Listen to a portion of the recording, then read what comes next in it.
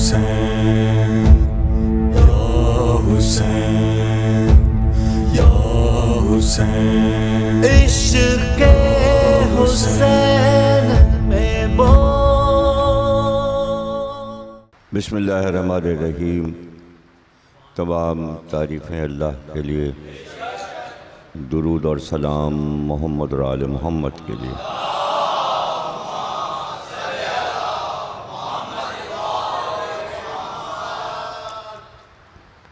1442 ہجری کے شہ محرم کی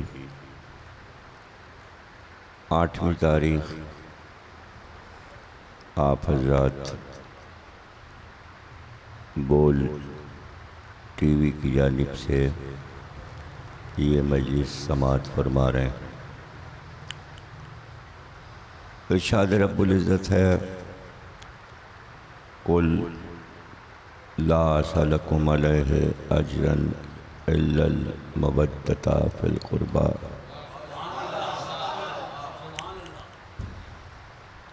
بشور و معروف آیہ مبارکہ ہے کلام پاک کی، جس میں پروردگار عالم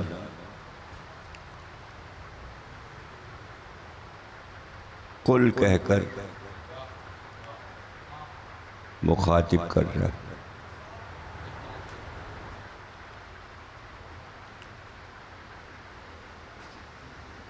کچھ طلب کیا جا رہا ہے امت سے۔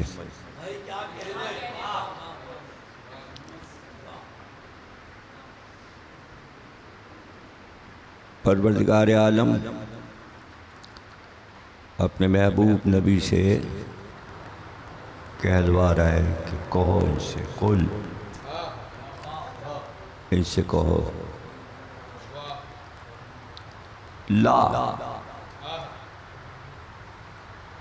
لا پہلے یہ وہی لا ہے جو لا الہ میں ہے۔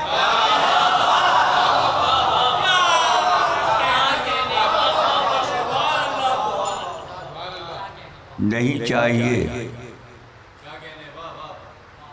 وہاں بھی لا کا تقاضا یہی ہے کہ جب تک لا کے تقاضے نہ پورے ہو جائیں، اللہ کے تقاضے کیسے پورے ہوں گے؟ لا الہ الا اللہ نہیں، کچھ نہیں۔ وہ تمام ایام کفر کی رسومات، وہ حرکتیں، وہ بتوں سے محبت، وہ بت پرستی، دل کو بالکل پاک اور صاف کر لو۔ پہلے اس سب کو نکال باہر کرو، پھر کہو الا اللہ، وہ اللہ۔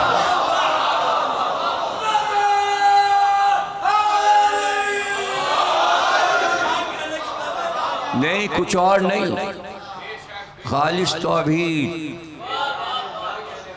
ایک سے محبت، ایک سے وفا، ایک کی اطاعت، بہت سے خدا نہیں، ایک واحد احد صمد۔ وہاں بھی قل ہے، جب توحید شروع ہو رہی ہے تو وہاں بھی قل، قل اللہ احد، قل سے بات شروع۔ یہاں قل کے بعد لا، کلمے والا لا۔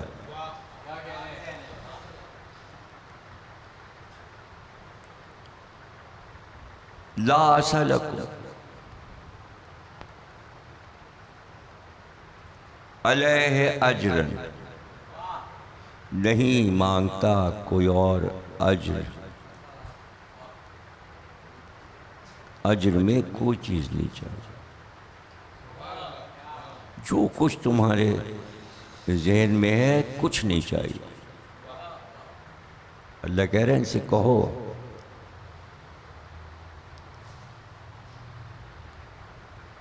کیا ہے اجر رسالت؟ الا المودۃ فی القربی.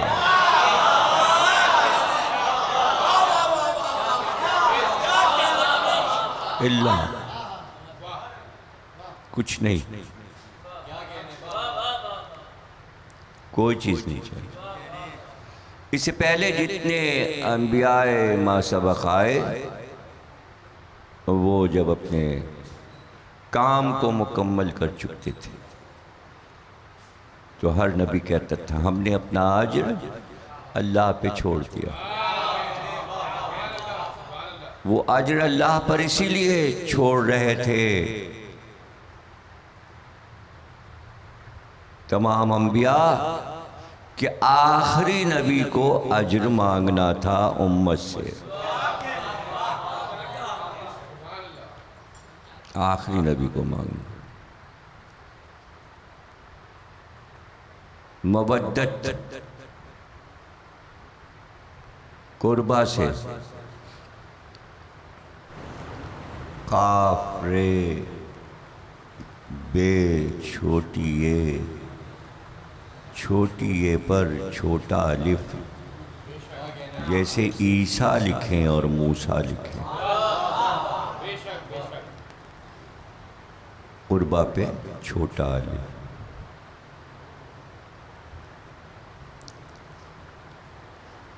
اقرب بھی ہو سکتا تھا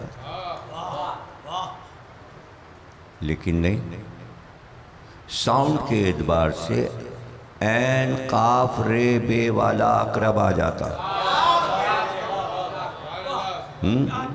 وہ حشرات الارض کا ایک کیڑا ہے جسے اردو میں بچھو کہتے ہیں. اقرب الف سے جب لکھیں گے الف قاف رے بے تو وہی معنی ہوں گے. قریبی، قریب تر، رشتہ دار، قریبی رشتہ دار. قربا دیکھیں یہ لفظ اردو میں رائج ہے، اسی سے بنا ہے قرابت داری، رشتہ داری. قربا اشارہ ہے. میری اولاد، میری اولاد. نبی فرما رہے ہیں میری اولاد، میری ذریت، میرے اہل بیت سے مودت کرو. عشق بھی عربی لفظ ہے، محبت بھی عربی لفظ ہے، لیکن ایک اچھوٹا لفظ جو استعمال شدہ نہیں تھا. طہارت اہل بیت کو دیکھتے ہوئے مودت. اب عشق کے معنی کچھ اور ہے، وہ جنون کی حدوں تک جاتا ہے. محبت کے معنی کچھ اور ہے، وہ دنیا میں بٹی ہوئی ہے. سب کی محبتیں کسی نہ کسی شے سے، کسی رشتے سے ہیں. محبت نہیں مانگی، عشق نہیں مانگا، مودت مانگی، جس کا ترجمہ اردو میں محبت ہو جاتا ہے لیکن مودت کا ترجمہ محبت نہیں ہے. مودت کے معنی یہ ہیں کہ ایک آن کے لیے بھی جسے چاہا ہے اسے بھولا نہ جائے.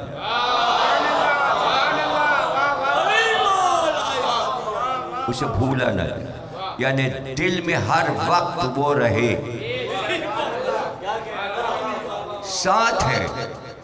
جیسے ایمان ساتھ ہے، دین ساتھ ہے، واجبات ساتھ ہے، ویسے ہی یہ مودت بھی واجب ہے.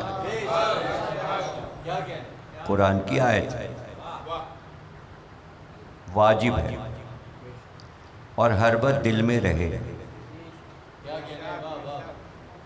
دل میں رہے، لیکن جب یاد آئے اور شدت سے یاد آئے تو اظہار ضروری ہے،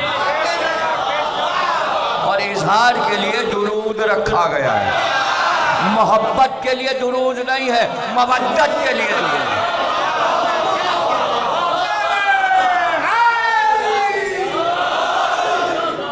یاد دل میں تھی، بتا دیا کہ شدت سے یاد آئی ہے، ذکر سنا اور مودت بڑھ گئی۔ جیسے درود بڑھتا ہے ویسے ہی مودت بھی بڑھتی ہے، کمی نہیں ہوتی۔ بات قل سے شروع ہوئی، لا تک آئی، اجر تک آئی، اللہ تک آئی، مودت، اجر رسالت، میرے قریبی رشتہ داروں سے، قربہ سے، آیت کی تشریح ہوئی، رسول اللہ سے پوچھا گیا کون ہیں وہ رشتہ دار؟ آپ نے فرمایا علی، فاطمہ، حسن، حسین۔ اور جو حسین کی نسل میں ائمہ آئیں، یعنی ایک سلسلہ ہے امام مہدی تک مودت کا۔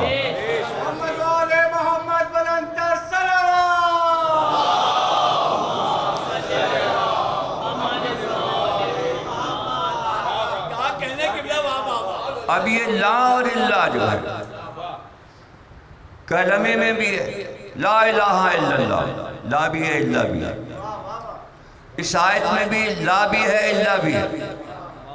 قل لا اسألک علیہ اجرا الا المودۃ فی القربى۔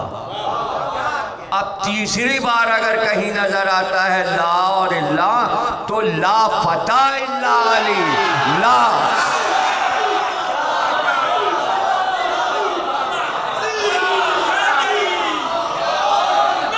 سیف الا ذوالفقار، لا بھی ہے اور اللہ بھی ہے، وہاں بھی لا ہے۔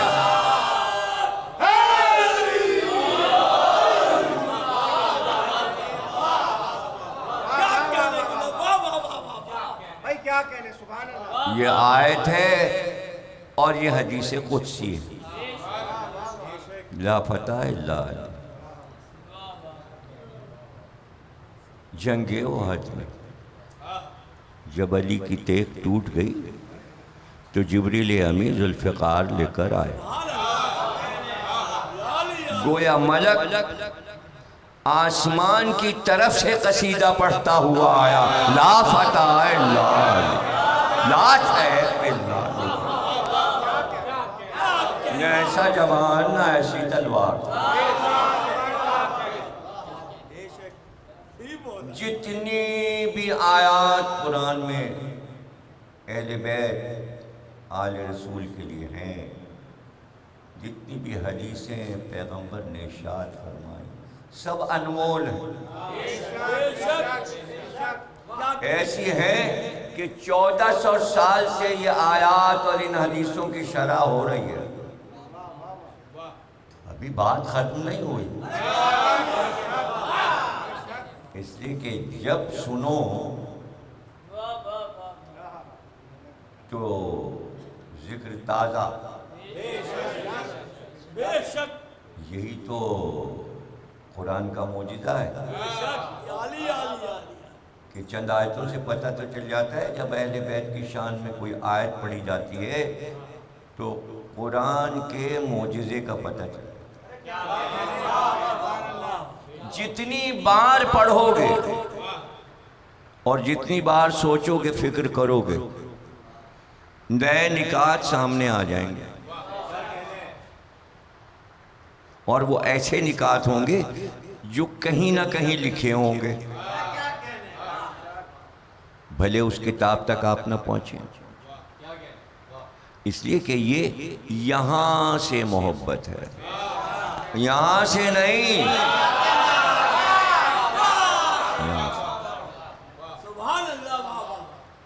اس کا منبع، اس کا مسکن، اس کا محور دل ہے، دل ہے۔ کس طرح سمجھایا کہ اس آیت کو سمجھو، ہم نے تمہیں کیا کیا عطا کیا؟ ہم نے تمہیں کفر کے اندھیرے سے نکالا، ہم تمہیں گمنامی سے نکال کر شہرت کی طرف لائے، توحید جیسا عقیدہ عطا کیا، ہم تمہارے سرپرست بنے، اسلام جیسا دین تمہارے حوالے کیا، احکامات تمہیں سکھائے، توحید کے ساتھ تمہیں عدل بتایا، 1,24,000 انبیاء کا تعارف کروایا، آنے والی قیامت کے بارے میں بتایا، شہادت کی موت کو خوبصورت بنا دیا، جہاد کا عقیدہ دے دیا، فروع دین میں نماز جیسی عبادت دے دی تاکہ کبھی اللہ سے غافل نہ رہو، سجدے ہوں اور سجدے ہوں اور سر اس کی بارگاہ میں جھکتا رہے تاکہ دنیا کے کسی جابر کے سامنے سر نہ جھکے۔ جبھی کو اتنا عادی بنا لو اس کی اطاعت کا کہ ظلم کے آگے سر نہ جھکے۔ پھر تزکیہ نفس کے لیے روزے دے دیے، دین کی بلندی کے لیے حج دے دیا، آزمائش کے لیے زکوٰۃ دے دی تاکہ دوسروں کا بھی خیال کرو۔ کیسے کیسے عقیدے دے دیے، غیب کے عقیدے دے دیے، غیب سے سب کچھ پیغمبر نے منوا لیا، سب کچھ غیب تھا، مودت غیب نہیں ہے، حاضر ہے۔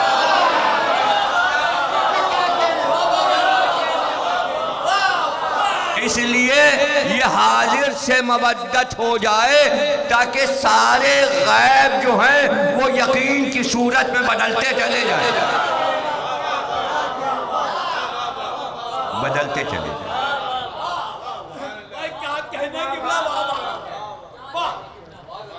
ہاں، اسلام دین تاریخ تو لکھی جائے گی، عرب تاریخ لکھنے کے عادی تھے، لکھتے تھے ہر بات، چھوٹی سے چھوٹی بات لکھ لیتے تھے، بڑے سے بڑی بات لکھتے تھے، سب محفوظ کرتے تھے۔ اس زمانے میں کاغذ نہیں تھا، پتے تھے، چھال تھی، ہڈیاں تھیں، بہرحال لکھنے پڑھنے کے سامان موجود تھے، قلم تو تھا ہی، قلم تو تھا۔ سورہ نون والقلم نے بتایا قلم ہے، لیکن وما یسترون نے یہ بھی بتا دیا مستر یعنی کاغذ کی صورت ہے۔ کاغذ کا ذکر بھی قرآن میں قلم کے ساتھ آیا ہے، لکھنے کا ذکر آیا ہے، پہلی وحی میں ہی قلم بھی ہے، لکھنا بھی ہے، پڑھنا بھی ہے۔ جس کی پہلی وحی لکھنے پڑھنے کی دعوت دے رہی ہو، لکھو بھی اور پڑھنا بھی، لکھو گے جبھی تو پڑھو گے، قرآن کو لکھ لو تاکہ پڑھتے رہو،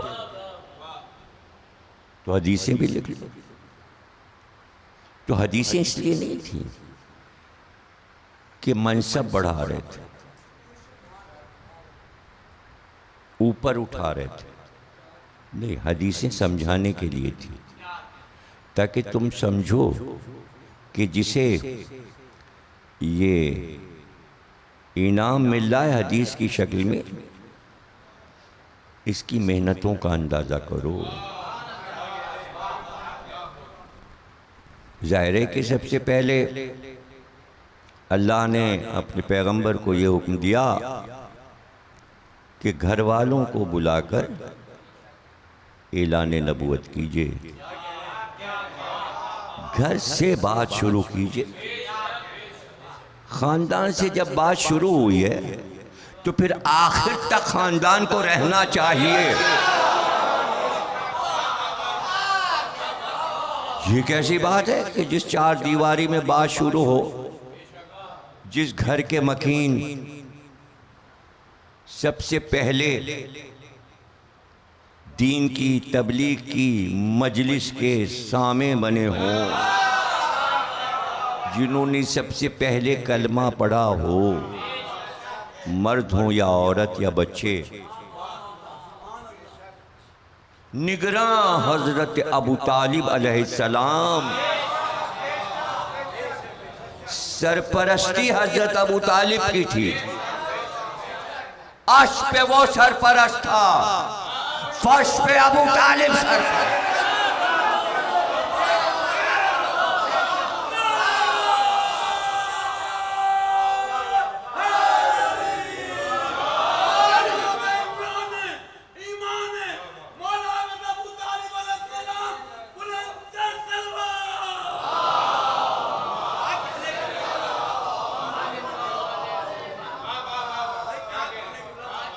تمام تاریخوں نے لکھا، ظاہر عرب کی تاریخوں سے لے کر اردو داں، مورخین، محققین، ادیبوں نے بھی لکھا، شبلی نعمانی، مولانا شبلی نعمانی، سیرت النبی لکھی۔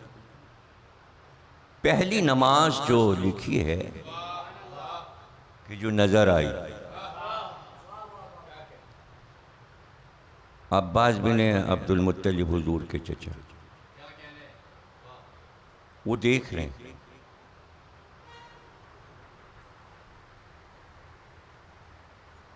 کہ رسول آتے ہیں،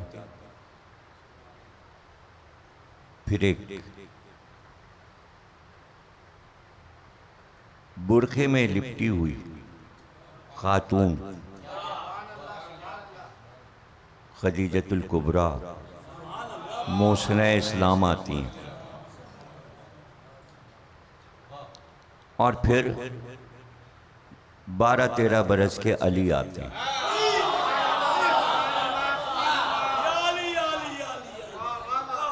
قیام، رکوع اور سجدے، یہ ہے سرکار کی نماز جو دنیا نے دیکھی، ورنہ بنی ہاشم نے کبھی نماز چھوڑی ہی نہیں۔ ابراہیم کی دعا تھی میری اولاد میں نماز کو قائم رکھ۔ اگر نماز نہیں ہے بنی ہاشم میں، اجداد پیغمبر میں، تو کیا حضرت ابراہیم جو کہ خلیل ہیں ان کی دعا کو اللہ نے قبول نہیں کیا؟ اس لیے نماز ہے۔ حضرت علی نے فرمایا نہج البلاغہ میں کہ کب سے نبی نماز پڑھ رہے ہیں، جب میں نے ہوش سنبھالا تو میں بھی چھٹپنے سے وہی عمل کرنے لگا جس طرح سرکار نماز پڑھتے تھے، میں بھی پڑھنے لگا۔ حکم آنے سے پہلے سے پڑھی جا رہی ہے۔ بھئی یہ کیسے ہو سکتا ہے جب آپ کہتے ہیں اول نماز؟ تو حج تو تھا، تو پہلے نماز ہے، پھر روزہ ہے، پھر حج ہے، تیسرے نمبر تو نماز پہلے ہونا چاہیے۔ اصول سارے موجود تھے، متعارف کرائے گئے مجمع میں آ کے، تب لوگوں کو پتہ چلا یہ بھی ہے، یہ بھی ہے، یہ بھی ہے۔ تو اب وہ کہتے ہیں کہ لیکن جہاں پر یہ نماز کے لیے کھڑے ہوئے تھے، محمد، عباس بن عبد المطلب، خدیجہ اور علی، چند قدم کے فاصلے پر ابو طالب تلوار لیے ٹہلے شیر کی طرح. میں سمجھتا ہوں کہ اگر تنہا سرکار نماز پڑھ رہے ہوتے اور علی ساتھ ہوتے تو ابو طالب کو تلوار لے کر شیر کی طرح ٹہلنے کی ضرورت نہیں تھی. گھر کی بہو نماز پڑھ رہی تھی.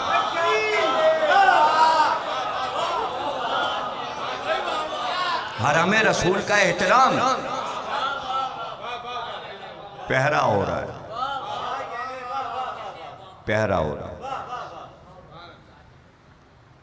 اتنی دیر میں 22 برس کا جوان بیٹا جعفر جو علی سے 10 برس بڑے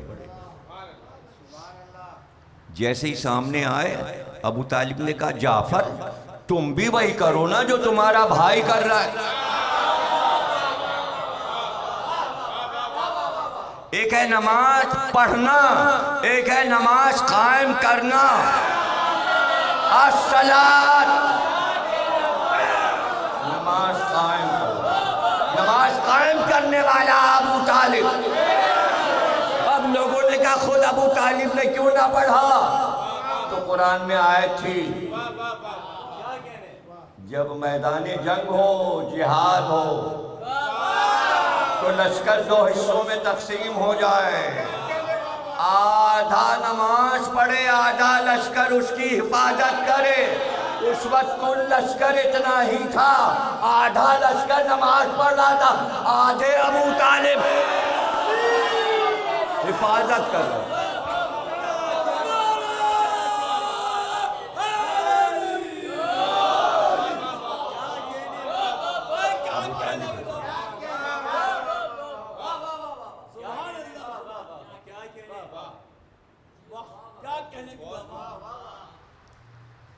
دعوت ذوالشیرہ مودت کا مظاہرہ.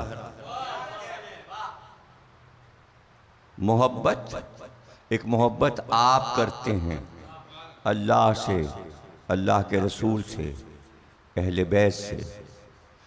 ایک محبت وہاں آپس میں ہے. اس محبت کا اظہار سب سے پہلے رسول اللہ نے کیا.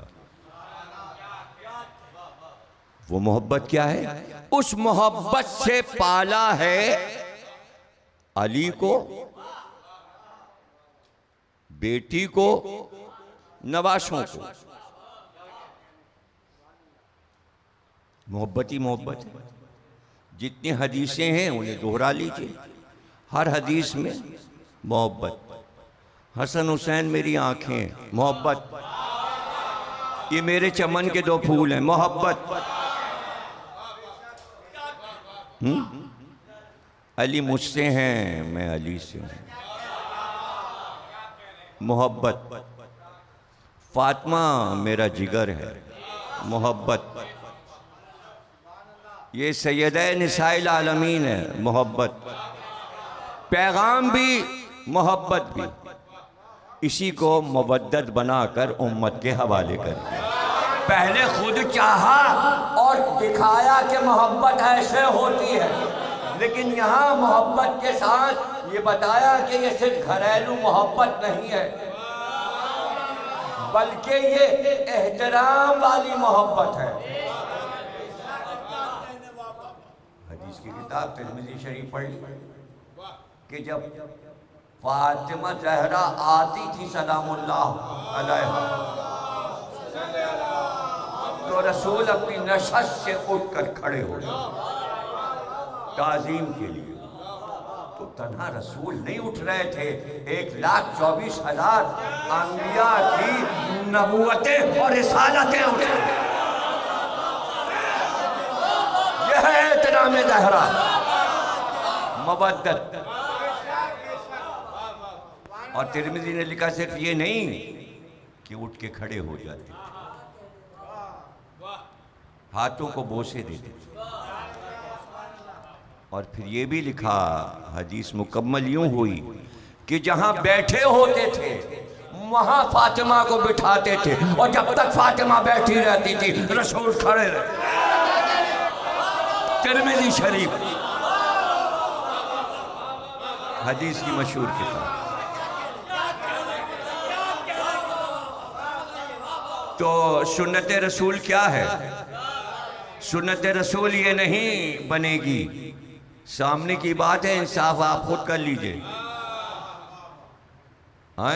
آپ کا مزاج عادلانہ ہے، فیصلہ آپ خود کر لیں گے. جو رسول کرے وہ عمل سنت بنتا ہے. تو اب اگر بیٹی کے لیے احترام میں کھڑے ہو رہے تو کیا یہ سنت بنے گی ہر باپ اپنی بیٹی کے لیے اٹھ کے تعظیماً جگہ چھوڑ دے؟ تو اگر ایسی سنت تھی تو کتنے باپ اسلامی بیٹی کو دیکھ کر کھڑے ہو جاتے؟ سنت یہ نہیں ہے. سنت یہ ہے کہ جس کا احترام میں کر رہا ہوں اس کے احترام میں تم ہر وقت کھڑے رہنا. جب نام آ جائے تعظیم کے لیے، سلام کے لیے جھک جاؤ. یہی سلامی ہے. اسی کو علیہ السلام کہتے ہیں، اسی کو سلام اللہ علیہ کہتے ہیں. ارے جب رسول سلامی دے رہے ہیں تو امت سلامی زہرا کو نہیں دے گی.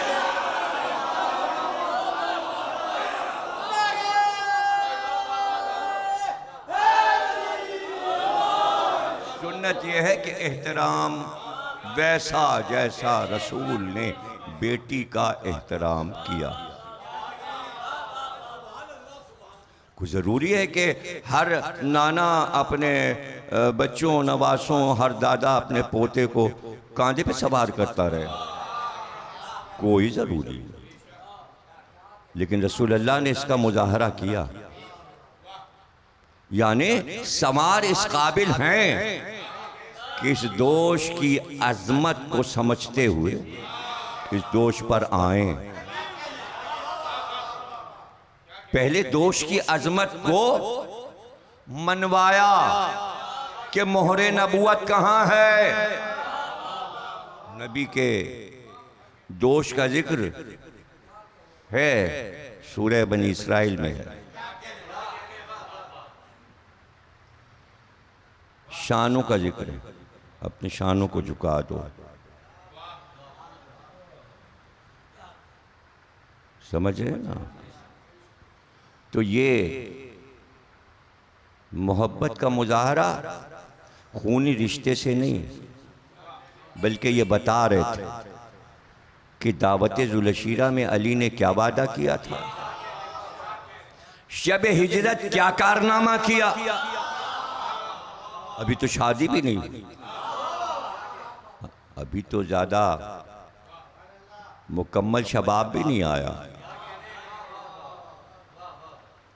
ابھی تو نوجوان.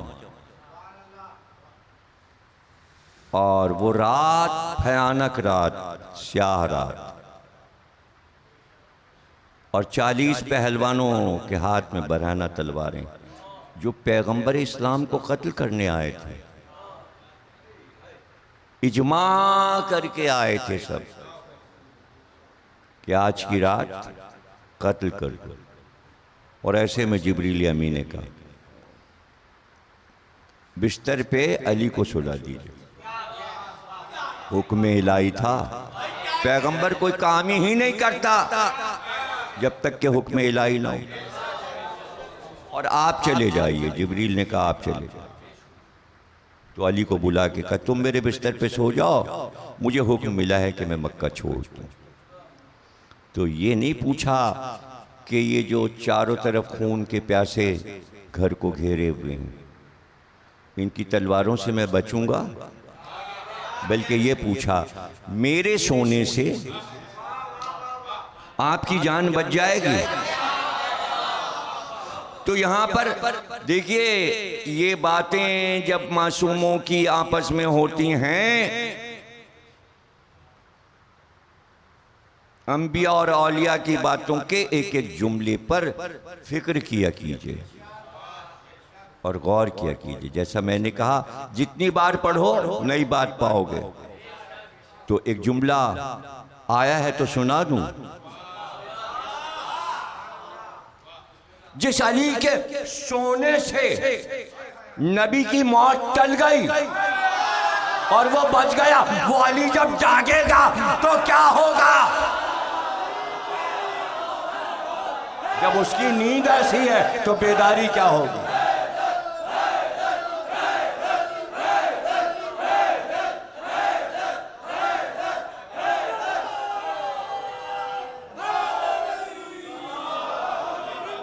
یہ محبت کا وہ کمال. پھر یہ بتانا کہ بتاؤ علی کے علاوہ بھی کوئی محمد کے بستر پہ سویا ہے؟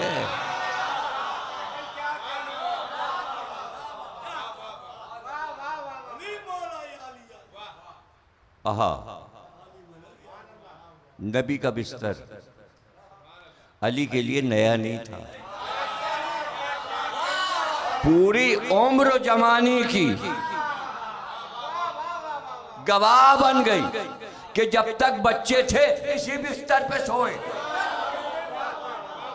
ہاں جب بڑے ہو گئے تو پھر اپنا بستر تھا لیکن گھر الگ نہیں کیا. دیوار تو ایک ہی تھی. جو عبداللہ کا گھر وہی ابو طالب کا گھر, جو آمنہ کا گھر وہی فاطمہ بنت اسد کا گھر, جو محمد کا گھر وہی علی کا گھر. یوں کہہ لیجئے جو اللہ کا گھر وہی محمد کا گھر وہی علی کا گھر.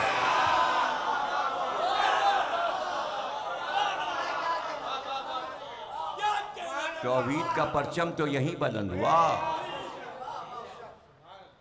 سو گئے. رسول اللہ نے اپنی آبا بھی دے دی, اپنی چادر بھی اڑا دی, اپنے ہاتھ سے چادر اڑائی,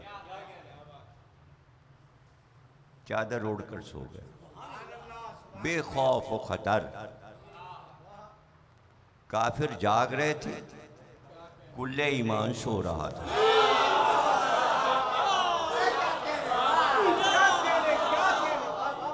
علی سو رہے تھے. اور پھر آیت اتری وَمِنَ النَّاسِ مَن يَشْرِي نَفْسَهُ ابْتِغَاءَ مَرْضَاتِ اللَّهِ وَاللَّهُ رَءُوفٌ بِالْعِبَادِ. اللہ کے بندوں میں مردان خدا وہ خیبر میں علم مرد کو دوں گا. تعارف یہاں سے ہو گیا.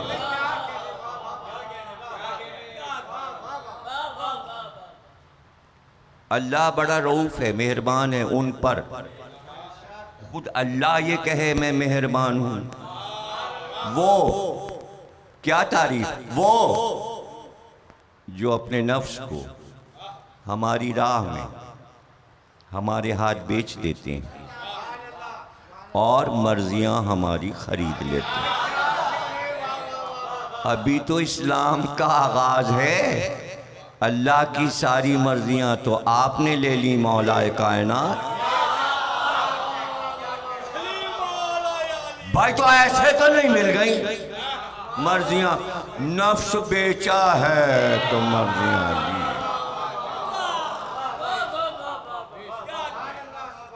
نفس دیا ہے تو مرضیاں لی. تو اب مرضیاں علی کے پاس ہیں. ان منزلوں کو دیکھیے مودت ہو کیسے. اتنے فضائل رسول اللہ نے دے دیے علی فاطمہ حسن حسین کے کہ جتنا آپ سنتے جائیں مودت بڑھتی جاتی ہے, بڑھتی جاتی ہے. ایسے تو معصومین نے یہ کہا کہ نام ہی ایسے ہیں کہ لب پر نام آئے اور دل میں محبت آئے. محمد کہا محبت آئی, علی کہا محبت آئی, فاطمہ کہا محبت آئی, حسن کہا محبت آئی, حسین کہا دل میں محبت آئی. کیا پاکیزہ اور شیریں اور میٹھے نام ہیں, شیریں نام ہیں. سبحان اللہ. زبان پہ نام آئے تو دل, دماغ, زبان سب گواہی دے مودت. چاہت بڑھ جائے. فضائل اسی لیے سنائے تھے تاکہ ہر آن تمہاری مودت میں اضافہ ہوتا رہے. پیغمبر کی حدیثیں اور ادھر سے آیتوں کا اترنا، اور اسی منزل پہ سمجھا دیا جو نفس ہمارے حوالے کر چکا، اب اس علی کے کردار پہ تاریخ میں بحث بیکار ہے، اس لیے کہ علی کا نفس اللہ کی نگرانی میں ہے، جو کچھ کریں گے علی اس میں مرضی الہی شامل ہوگا، تلوار روک لے تو مرضی، تلوار نکال لے تو مرضی۔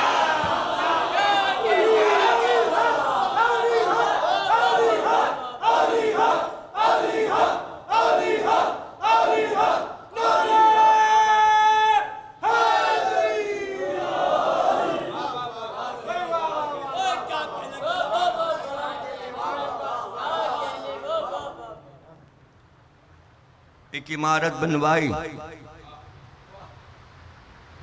آپ نے ارادہ کیا، بن کے تیار ہو گئے،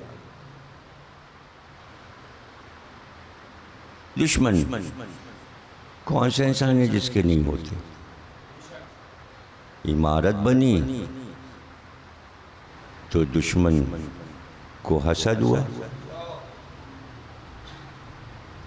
آپ کہیں گے عمارت بننے پر کب حسد ہوتا ہے؟ یہ کہیں گے نا، ہم کراچی میں مجلس پڑھ رہے ہیں نا، سن سب رہے ہیں، سارے ملک والے سن رہے ہیں، دنیا میں سنی جا رہی ہے، مجلس تو کراچی میں ہو رہی ہے، تو یہ جملہ یہاں کراچی میں کہا ہے نا، بلڈنگ بنی تو حاسد کا حسد بڑھ گیا، دشمنی بڑھ گئی، آپ کہیں گے بلڈنگ بننے پر کہاں حسد ہوتا ہے؟ اگر نہیں ہوتا تو جیسے جیسے منزل بڑھتی جاتی ہے کراچی میں ماشاءاللہ ماشاءاللہ ماشاءاللہ، نظر نہ لگے نظر نہ لگے نظر نہ لگے، دشمن سے بلڈنگ کو بچایا جا رہا ہے، کہیں ایسا نہ ہو کہ نظر لگا دے ڈھیر ہو جائے، حالانکہ لوہا بھی ہے سیمنٹ بھی ہے، لیکن حاسد کی نگاہ لوہے اور پتھر سے زیادہ سخت ہوتی ہے، حدیث مبارکہ ہے بھائی، بس لگی تو لگی، بلکہ قبر تک پہنچا دیتی ہے حاسد کی نگاہ، یہ بھی حدیث کا حصہ ہے۔ تو بلڈنگ بنی، حاسد لگ گیا پیچھے، اب اس کو کیا پتا کہ باہر کی بات اور ہے گھر کی بات اور ہے، بلڈنگ کی شہرت ہوئی، کچھ بینک والے آئے حکومت کی طرف سے، کہنے کہ یہاں پر حکومت بینک قائم کرنا چاہ رہی ہے، یہ بلڈنگ آپ بیچیں گے؟ قیمت اچھی مل رہی تھی، بیچ دی، یہ کام ہوا ڈرائنگ روم میں، حاسد کو نہیں پتا چلا کہ بلڈنگ بک گئی، پردے جو پڑے تھے اب سمجھے کہ نبی نے چادر کیوں اڑائی تھی،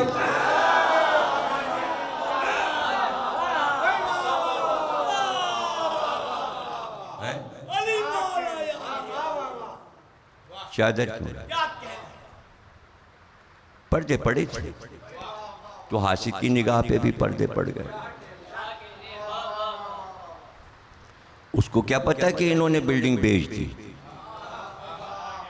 اس کو تو نہیں پتا تھا، جب بن کے تیار ہو گئی ایک دن چھپ کے رات کو آیا، بلڈنگ میں آگ لگا دی، آگ جو لگی تو سب تماشا دیکھنے لگے، تو یہ خود بھی جن کی بلڈنگ تھی یہ بھی کھڑے ہو گئے سب کے ساتھ دیکھنے لگے، اب وہ ان کا چہرہ پڑ رہا ہے حاسد، ان کی بلڈنگ جل رہی ہے، ان کے اوپر کوئی اثر نہیں ہو رہا، نہ یہ غصہ کر رہے ہیں، نہ یہ بندوق لے کے آئے، نہ یہ تلوار لے کر آئے، اور ان کا اپنا گھر جل رہا ہے، تلوار نہیں نکال رہے،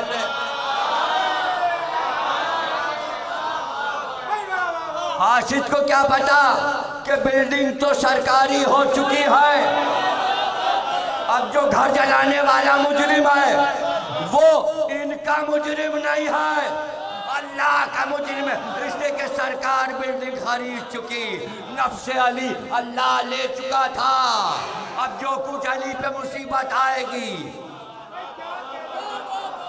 علی مسکرائیں گے، اس لیے کہ مجرم تو وہ اللہ کا ہو گیا۔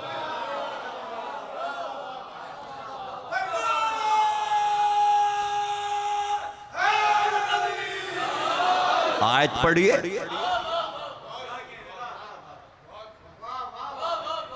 خرید و فروخت، بے سب آیت میں موجود۔ بہرحال حکومت نے پتہ لگا لیا کس نے آگ لگائی تھی، مجرم پکڑ گیا۔ تب مجرم کو پتہ چلا میں سرکاری مجرم ہوں، ان کا مجرم نہیں، میں کسی شخصیت کا مجرم نہیں ہوں، میں مالک کا مجرم ہوں، اور مالک سرکار ہے، حکومت ہے۔ گرفتار ہوئے اور حکومت نے گرفتار کیا۔ ان سے کیا مطلب؟ نہ ان کو مقدمہ لڑنا ہے، اس لیے کہ بلڈنگ تو یہ بیچ چکے، ان سے کیا مطلب؟ ہاں اب ان کے پاس کیا ہے وہ دیکھنا ہے، اس لیے کہ حکومت نے جب بلڈنگ خریدی تو ان کو دے دیے 10 لاکھ روپے، انہوں نے بینک میں وہ نوٹ جمع کرا دیا، نفس تو گیا، ان کے پاس ہے مرضیوں کے سکے اور وہ جمع ہے ان کے پاس، انہوں نے بلڈنگ بیچ دی، ان کے پاس ہے نوٹ۔ لوگوں کو پتا چلا بھائی بہت امیر ہو گئے، کہ میں پرانا قصہ پڑھ رہا ہوں، 10 لاکھ تو آج کل کوئی حقیقت نہیں ہے، لیکن 50 سال پہلے تو 10 لاکھ کچھ تھے نا پاکستان میں، تو پرانا قصہ سمجھ لیجئے، حالانکہ 14 سال پرانا قصہ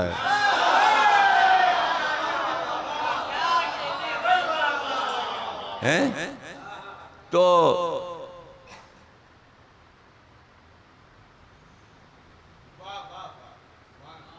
لوگوں کو پتا چلا، آئے تو معلوم ہی ہے کہ ان کے پاس پیسہ اچھا خاصا ہے۔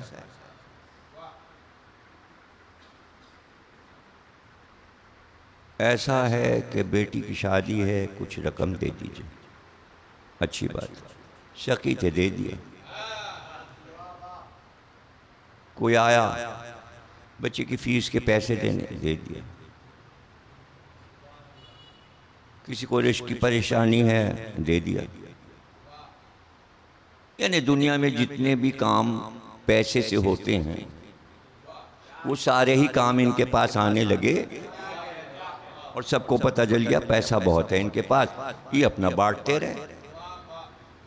اب بتائیے حکومت چارج لگائے گی، آپ پیسے کیوں بانٹ رہے ہیں؟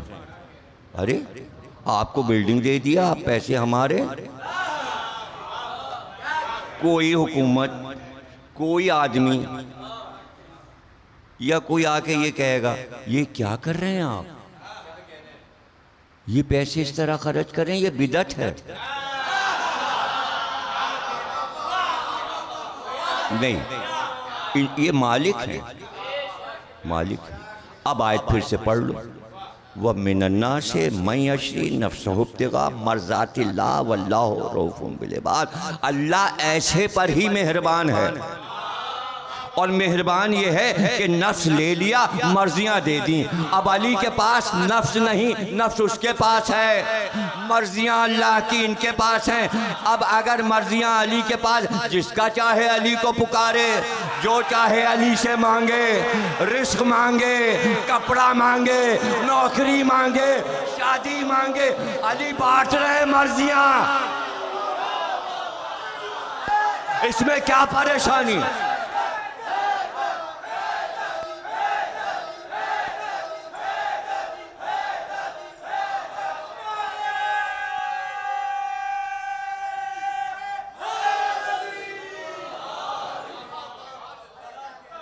نفس کا مالک وہ تھا، تو صرف یہ علی کا نفس نہیں بکا تھا شب ہجرت جسے اللہ نے لے لیا تھا، یہ حسن کا نفس بھی تھا، یہ حسین کا نفس۔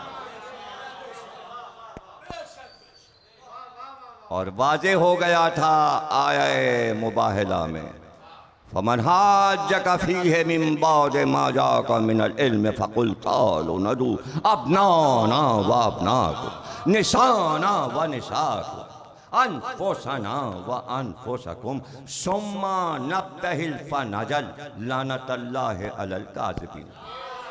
بات نفس کی تھی، اللہ کی لعنت کی بات ہو رہی ہے، یعنی اس نفس کا جو دشمن ہو جائے اس پہ اللہ کی لعنت۔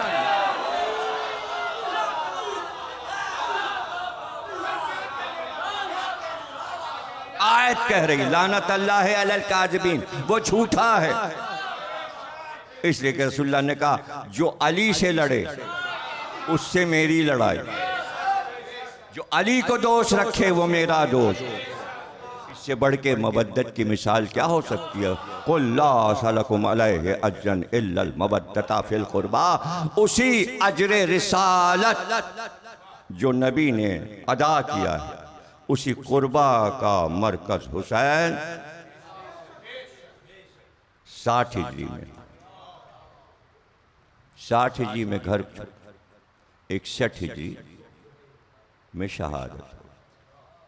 جیسے مددگار علی ہیں سرکار دو عالم کے لیے، ایسی حسین کے مددگار عباس تھے۔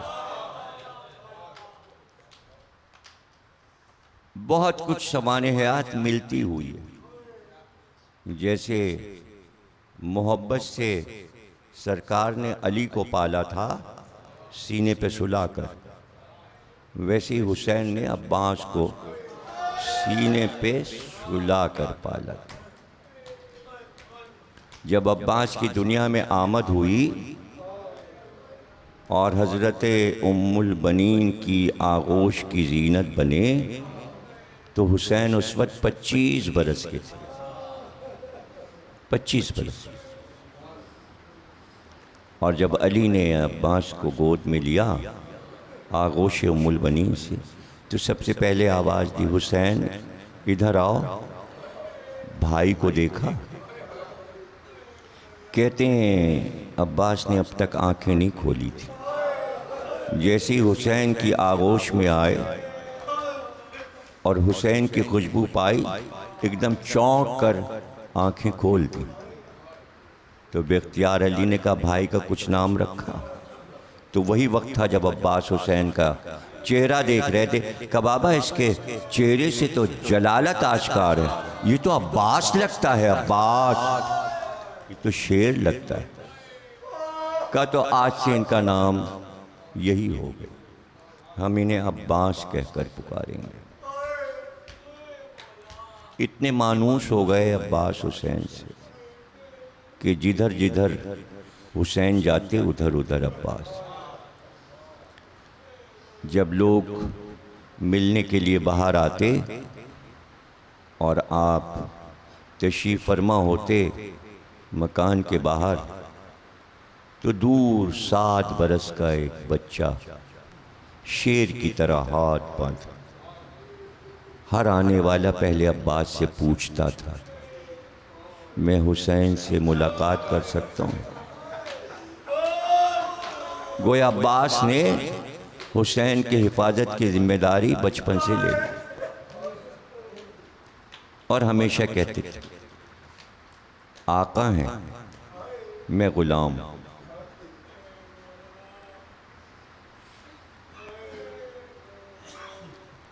آپ آقا ہیں میں غلام۔ کیا وفا تھی، کیا وفاداری تھی حضرت۔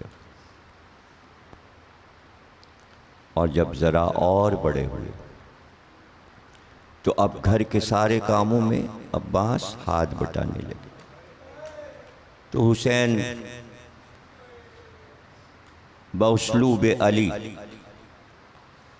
راتوں کو جیسے علی غریبوں اور فقیروں میں روٹیاں تقسیم کرنے جاتے تھے رات کو بوریوں میں بھر کے، تو وہی منصب حسین کو بھی ملا تھا، لیکن اب حسین کے ساتھ عباس تھے،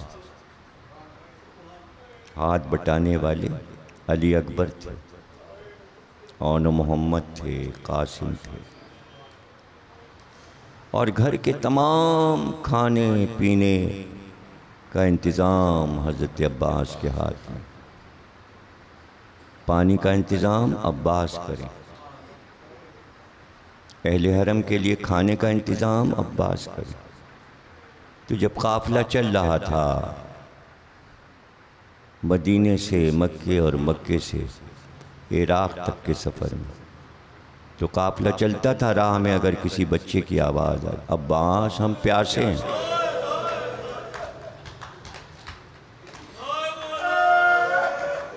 تو مشک کا دہانہ کھول کر کوزے کو پانی سے بھر کے بس اتنا کہتے تھے حاضر، اس لیے جب نظر عباس ہوتی ہے اسے کہتے ہیں حاضری، حاضری اسی لیے کہتے ہیں کہ عباس خود کہتے تھے، کسی نے کھانا مانگا حاضر، اسی سے لفظ بن گیا حاضری۔ جس عباس نے ہمیشہ صرف آل محمد کے گھرانے میں پانی کا انتظام نہیں، بلکہ عباس کی عادت تھی کہ مدینے کے ایک ایک مکان پہ رک کر پوچھتے تھے پانی گھر میں ہے؟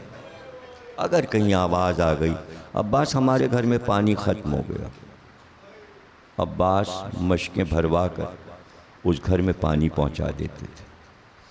اللہ اکبر، اہل مدینہ کتنے خوش تھے عباس سے، اس لیے کہتے ہیں جب 28 رجب کو حسین دربار میں جا رہے تھے ولید کے، تو جب مدینے کی شاہراہ پر حسین کے ارد گرد بنی ہاشم کے یہ چاند نظر آئے تو سب کہتے تھے حسین آفتاب ہیں، عباس مہتاب ہیں، اور یہ سب بچے ستارے، کیا سواری کی شان ہے۔ اور جب حسین رخصت ہو رہے تھے سب رو کے یہی کہتے تھے اب ہم کہاں یہ چہرے دیکھیں گے، اب کہاں ہم عباس کو دیکھیں گے، اب ہم کہاں علی اکبر کو دیکھیں۔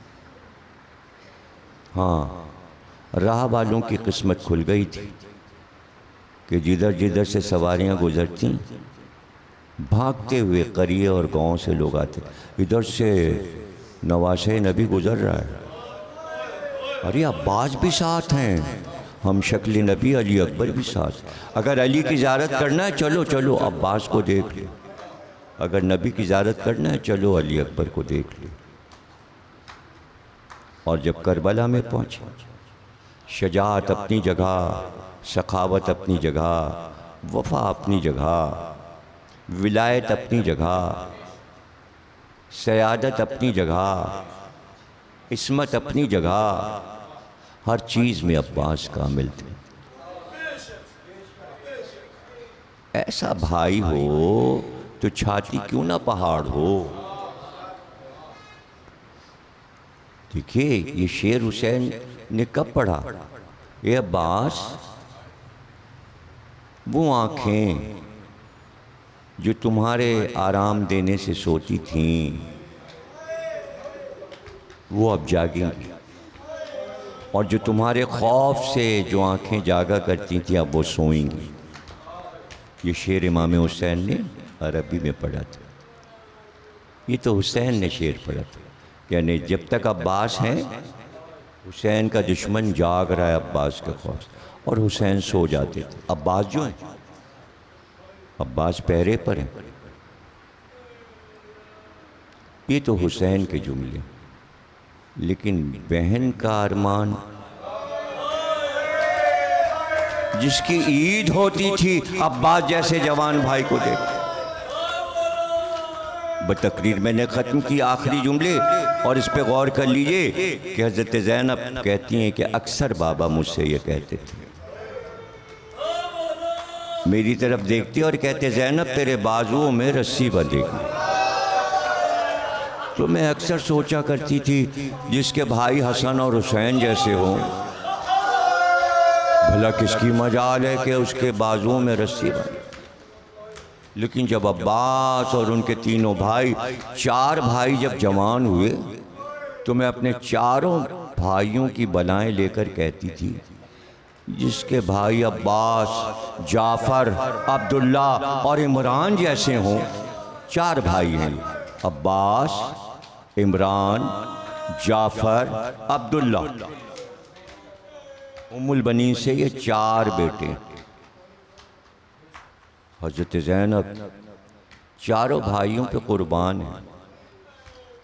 ہاں، جب علم لے کر اور مشق سکینہ لے کر عباس چلنے لگے، ابھی مرتجز پہ سوار نہیں ہوئے تھے کہ فضہ نے کہا شہزادی بلا رہی ہیں۔ عباس آپ کو شہزادی بلا رہی ہیں، تقریر کا آخری جملہ عرض کر رہا ہوں۔ الٹے قدم عباس خیمے کا پردہ اٹھا کر اور ادب سے زانوؤں کو تہ کر کے زمین پہ بیٹھ گئے شہزادی کے سامنے۔ شہزادی حکم دیجئے، غلام حاضر ہے۔ کہا عباس اس لیے بلا لیا کہ بابا اکثر کہتے تھے زینب تیرے بازوؤں میں رسی بندھے، تو میں سوچا کرتی تھی کہ حسن حسین میرے بھائی ہیں، لیکن جب تم جوان ہوئے تو میں یہ سوچتی تھی جس کا عباس جیسا بہادر بھائی ہو اس زینب کے بازو میں رسی کیسے بن سکتی؟ اے عباس تم جا رہے ہو، خدا حافظ۔ اب یقین ہو گیا زینب کو کہ اس کے بازوؤں میں رسی بندھے گی، اور جب رسی بندھ رہی تھی تو ایک بار فرات کا رخ کر کے زینب نے کہا غیرت دار بھیا بڑے اہتمام سے مدینے سے لائے تھے، آؤ دیکھو تمہاری بہن کے بازوؤں میں رسی۔ ہمارے لاش عبادت کو قبول، ہمیں کوئی غم نہ دینا سوا غم حسین، بحق محمد ملک کی حفاظت فرما، ملک کی سرحدوں کی حفاظت فرما، وہ ادارے جو ملک کے لیے خدمات سر انجام دیتے ہیں ان سب کو بلاؤں اور مصیبتوں سے دور، تمام نوجوانوں کو حیات خضر، حیات نوح عطا فرما، امام مہدی علیہ السلام کا ظہور فرما اور ظہور میں تاجیل فرما۔ یا حسین یا حسین یا حسین، عشق